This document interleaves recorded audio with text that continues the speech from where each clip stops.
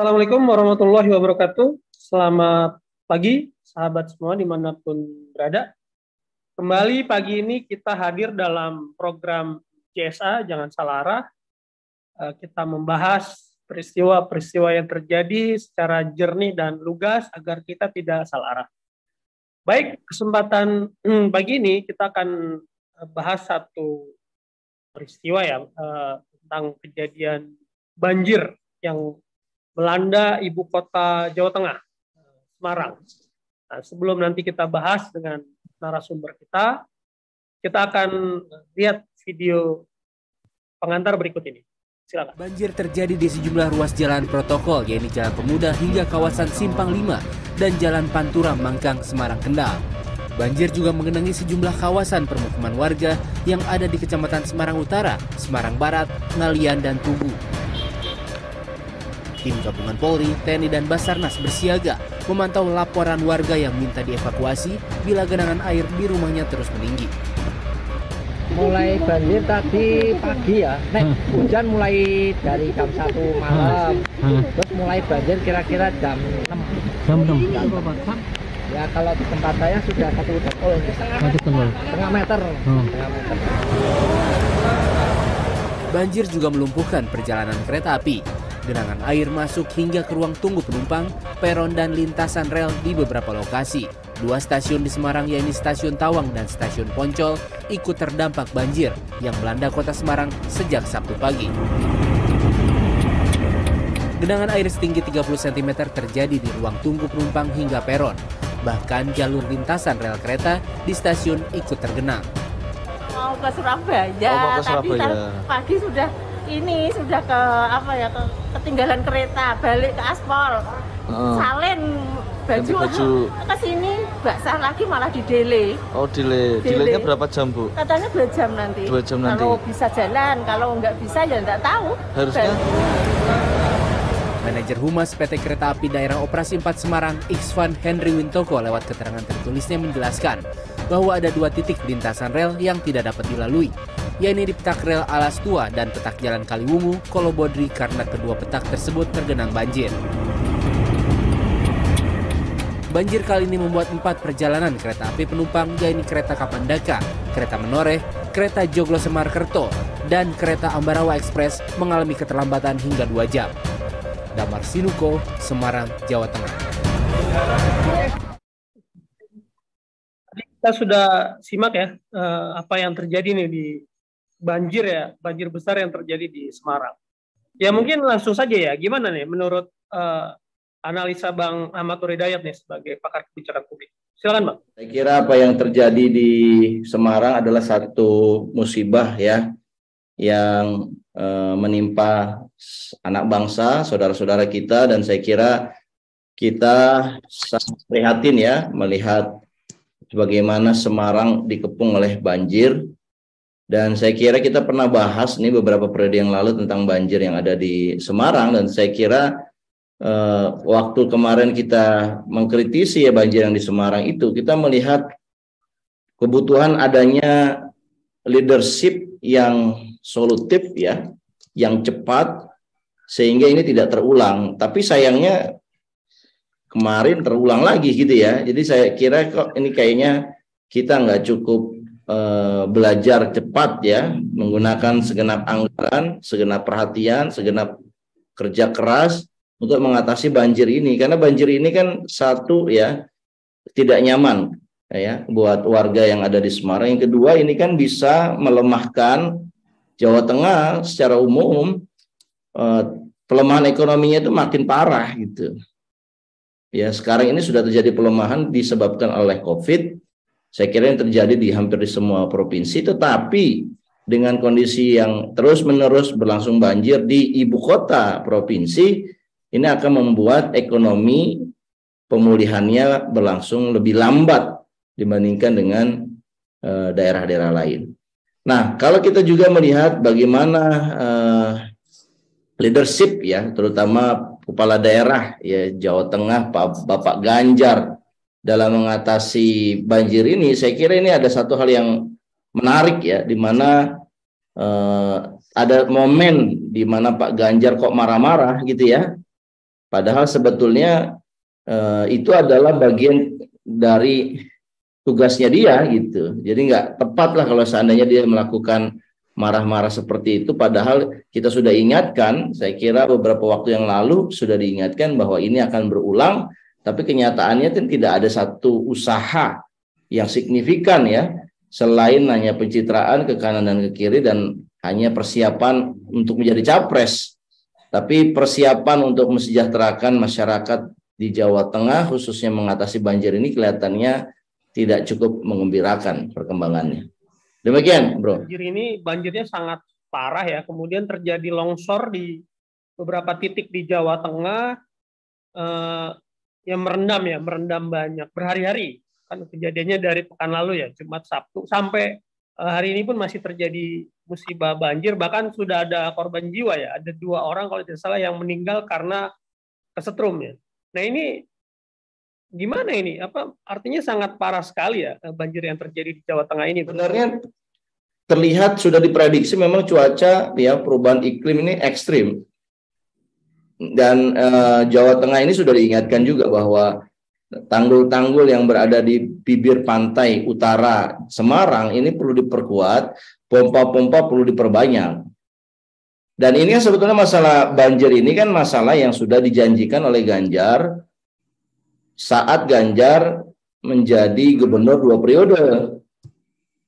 Ya, Ganjar di periode pertama tahun 2013 sampai 2018 itu terpilih, dan running untuk 2018 sampai 2023 ini runningnya adalah dengan janji salah satunya mengatasi banjir yang kerap terjadi di ibu kota Jawa Tengah yaitu Semarang.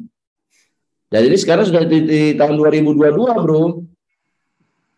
Nah, ini satu juga pelajaran bahwa inilah mungkin ya satu ganjalan yang akan mengganjar Pak Ganjar gitu kan.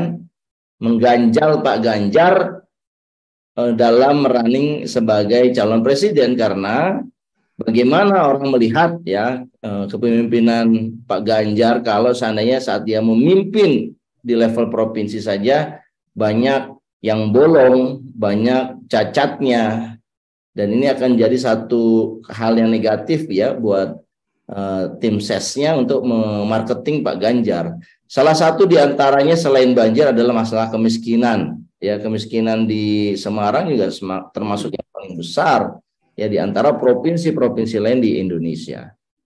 Nah, yang menarik juga ya Bro Mustafa, saya kira kita perlu juga mensoroti ya, karena ini adalah komunikasi publik ya. Para buzzer yang biasanya menyerang salah satu kandidat ya calon presiden tertentu, ini terkait urusan banjir di Semarang ini kelihatan sunyi dan senyap. Ada apa gitu ya? Dan ini jelas sekali bahwa ya buzzer-buzzer bayaran seperti ini memang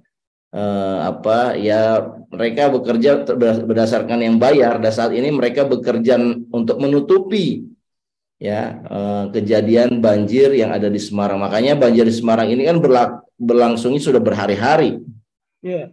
Sudah ada korban jiwa kena setrum listrik. Tapi yang kita lihat tidak mendapatkan perhatian yang layak dari para buzzer ini. Ya, bayangkan kalau ini terjadi di kotanya Anies Baswedan.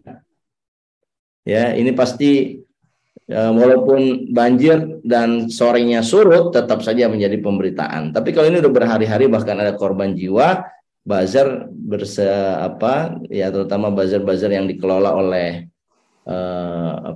pihak penguasa ya, ini kelihatannya tidak cukup memberikan suara ya dalam momen seperti ini. Sudah berhari-hari ya, bahkan transportasi publik seperti kereta itu banyak mengalami keterlambatan, bahkan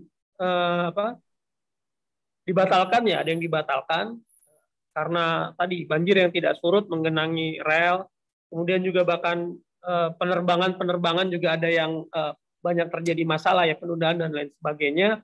Nah ini kan memang sebetulnya dahsyat ya, parah lah ibaratnya dampak banjir kali ini di Semarang ini parah. Tapi ya tadi ya sudah disinggung, tapi seolah-olah ya para buzzer yang biasa mengkritisi tempat lain banjir, misalnya anggap Jakarta ya, tapi Jakarta di masa Anies ya, bukan di saat Heru saat ini gitu.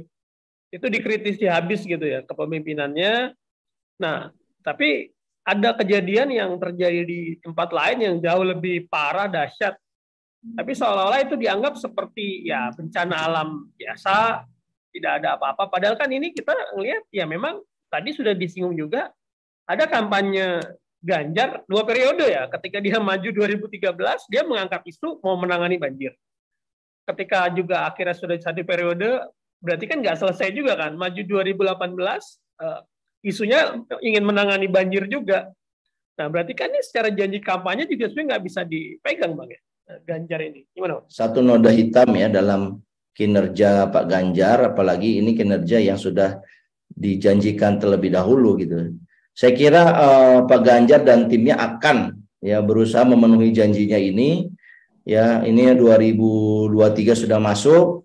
Ya, apakah mampu memenuhi janjinya, inilah dibutuhkan leadership-nya. Tapi saya kira kalau yang terlihat ya di permukaan bahwa Pak Ganjar ini aktif sekali di berbagai sosial media, mungkin orang akan mengkritik bahwa dia terlalu banyak pencitraannya sampai melupakan tugas utamanya, yaitu mengurusi masyarakat Jawa Tengah. Nah, saya kira kita harus mengkritisi Pak Ganjar juga ya, bahwa Pak Ganjar ini adalah kepala daerah statusnya.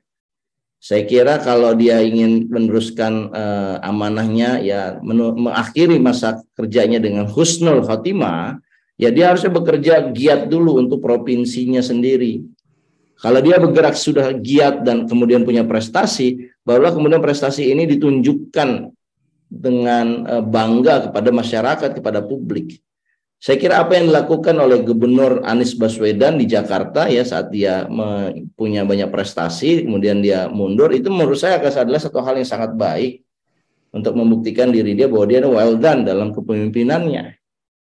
Ya, saya kira ini perlu ditiru oleh Pak Ganjar juga kalau seandainya Pak Ganjar ingin running calon presiden. Dan saya kira ya, saya termasuk orang yang berharap ya kontestasi calon presiden ini tidak menakutkan, tapi juga nggak membosankan gitu loh bro.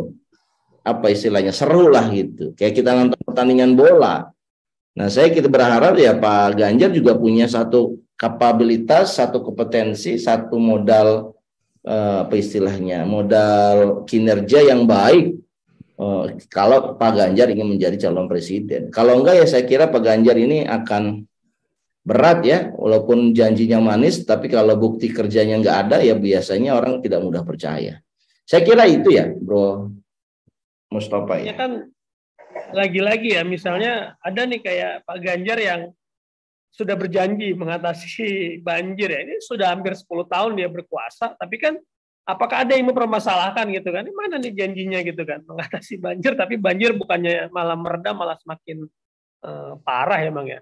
Dan juga mungkin kalau bicara mungkin terakhir ya, ini kan juga berarti kan tadi ada juga terjadi longsor ya di beberapa titik terjadi banjir. Berarti kan secara pengelolaan alamnya kan juga ini jadi pertanyaan kita ya. Mungkin sebelumnya pernah mencuat kasus Wadas itu kan. Kita juga mesti melihat juga mengevaluasi bagaimana pembangunan di Jawa Tengah ini, apakah melihat sisi dampak lingkungan dan lain sebagainya Bang ya? Memang seluruh dunia ini sedang concern sama climate change. Berbagai cuaca ekstrim, hujan yang ekstrim, kekeringan yang ekstrim itu terjadi di tahun-tahun terakhir ini ya. Dan saya kira sebagai sebuah anak manusia kita harus saling berkoordinasi, saling memantau perkembangan bagaimana climate change ini. Dan apalagi kalau dia posisinya kepala daerah, dia kan punya satu kesempatan untuk mengalokasikan anggaran ya untuk memenuhi janjinya dia gitu. Nah pertanyaannya, kenapa sih kok kayaknya sulit benar gitu merealisasikan janjinya? Apa jangan-jangan karena ada masalah di APBN-nya pusat, atau jangan-jangan ini masalah style of leadership? Karena ada juga style of leadership yang deliver, ada yang style of leadership hanya talking only, NATO. Nah, kita nggak tahu nih Pak Ganjar nih kalau ngeliat kayak begini kelihatannya hanya talking only tanpa ada kerja ya. Dan ini saya kira setiap publik ya yang berada di Jawa Tengah adalah mereka yang paling berhak mengkritik Pak Ganjar. Sudahlah Pak Ganjar nggak usah kampanye dulu, urus kami dulu lah. Kami sedang kesulitan. Kalau seandainya Pak Ganjar memang nanti setelah ngurus kami berhasil, sukses, ya mudah-mudahan Pak Ganjar menang. Kan begitu suara publik itu ya. Ini ingat loh, Jawa Tengah, satu masyarakat yang budaya Jawanya itu tinggi ya, mereka tidak biasa untuk saling mengkritik, tapi mereka biasanya saling menyindir. Saya kira kalau Pak Ganjar sudah disindir oleh warganya sendiri dengan cara adalah Pak Ganjar fokus saja, nah, itu mengindikasikan walaupun sindirannya kesannya hanya untuk refocusing anggaran, tapi sebenarnya itu adalah udahlah ngapain nyapres gitu. Nah ini saya kira yang patut didengar juga. Kalau seandainya Pak Ganjar gagal memenuhi kebutuhan di lokal, ya saya kira menjadi agak berat untuk diterima sebagai calon presiden di masa depan. Demikian. Kita ya sama-sama berharap ya, semoga banjir di Jawa Tengah ini bisa segera teratasi ya. Dan ya tentunya tadi kita juga mengharap nih Gubernur Jawa Tengah ini Ganjar Pranowo ya fokus dulu gitu, fokus untuk menyelesaikan banjir di Jawa Tengah ya, karena Gubernur Jawa Tengah masih Ganjar Pranowo, dia bukan Presiden Republik Indonesia gitu ya. Itu mungkin Bang ya yang bisa kita diskusikan di pagi hari ini ya, desa kita ya Bang. Oke, terima kasih ya Bro Mustafa ya. Oke Bang, terima kasih atas kesempatannya. Kita akhirkan desa kita. Assalamualaikum warahmatullahi wabarakatuh.